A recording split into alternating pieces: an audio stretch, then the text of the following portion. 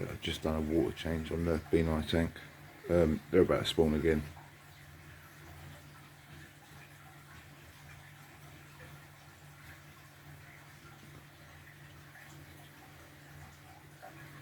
Yeah, I've lost a fish. When I moved these out of the 4 foot into this bigger tank, originally there was a L14 Plec, decent sized one as well, that was in the tank with them. Anyway, when I picked up the bogwood, I've moved it into the new tank from their tank.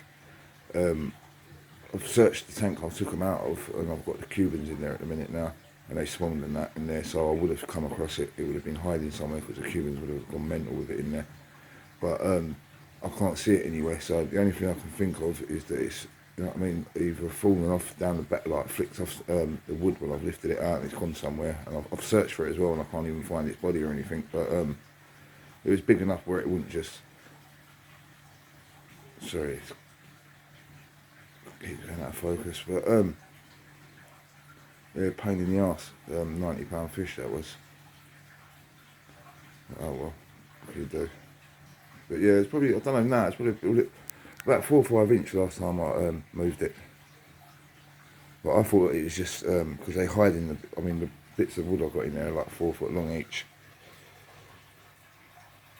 So I mean there's loads of little holes and nooks and crannies and that they do actually hide in, so I just assume that.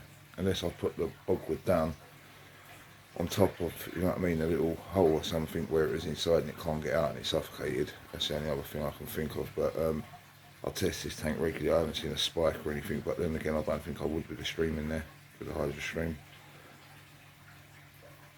And yeah, I've got 2 canister filters on it with proper good media as well in it, so. But that's the only other thing I can think of is that it's, you know what I mean, skeletons in there somewhere. Because this has been set up, I don't know, it's got to be a couple of months maybe now. I still haven't got round, this is the reason I'm doing the video, I still haven't got round to boxing it in. I'm going to be doing all that tomorrow. Because it's an eyesore at the minute, in the living room like that. So yeah, I'm going to box it in with black panels, the same as the top and that. But yeah, I've got a new tank as well. It's the exact same make as this, made by the same company, come from the same person, but it's smaller. But yeah, it's going to do for the Islanum, definitely. But yeah, that's what I'm going to do now. I'm going to get rid of like all the, I'm not saying they're crap, but do you know what I mean? I like the fluvial tanks and all that, because I'm not that impressed with all the stands and that come with them.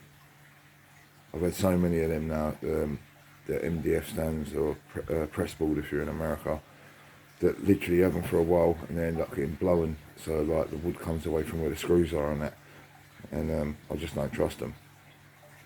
But yeah, I had a seashell one, a 4 foot one, not too long ago that I had the flaps in, and that was dipping in the middle.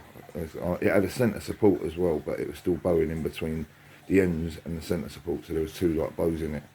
But nah, I got rid of that lively. But yeah, these are the F3 Camelotes.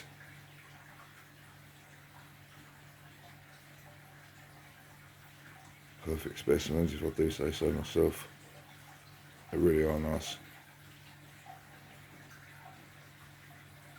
But yeah, I expect to have 4 out of them in the next couple of days. I've had to put some odd looking bits and bobs in it just so the female can get away from him. She can sit down inside that slate and get into this tunnel, and he can't get in there. But otherwise I'll have to have a divider in now. They're fine for a while, then the male turns, and then wants to annihilate the female. But yeah, where it's bigger, you can get away with just having hiding spaces and that. But if it's a smaller tank, you've got no hope. Right, here's the 4 foot out divider. I mean, not all the time, but probably, it was normally just after they'd spawned. But yeah, it was just saying, yeah, this is, there's going to be an update video following this with the new tank set up, and I've got some other fish on the show anyway. But that, yeah, I've just got these new tanks for, so yeah, I'm gonna do a proper like you know what I mean, top spec tank for these